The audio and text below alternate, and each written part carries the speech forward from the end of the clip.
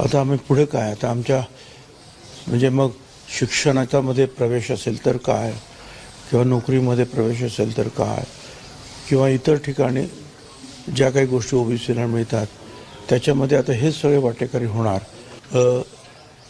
त्याचबरोबर ग्रामपंचायत, पंचायत समिती, जिल्हा परिषदेला कुठेतरी एखाद दुसरा निवडून येत होता ते सुद्धा आमचं जाणार. म्हणजे ओबीसी संपल्यासारखं आहे अशी एक भावना निश्चितपणे ओबीसीमध्ये निर्माण झालेली आहे. भुजबळ साहेबांची मी देखील चर्चा करेन, राणे साहेबांची करेन. नेमकं काय केलेलं आहे हे त्यांच्या लक्षात आम्ही आणून देऊ. या ठिकाणी अतिशय चांगला सुवर्णमध्य आपण काढलेला आहे की ज्यातनं मराठा समाजाला देखील फायदा झाला पाहिजे आणि इतर कुठल्याही समाजावर अन्याय होऊ नये अशा प्रकारचा मार्ग काढला आहे. त्यामुळे मला असं वाटतं की भुजबळ साहेबांनी देखील कुठेही चिंता करण्याचं कारण नाही आहे. हे सरकार काहीही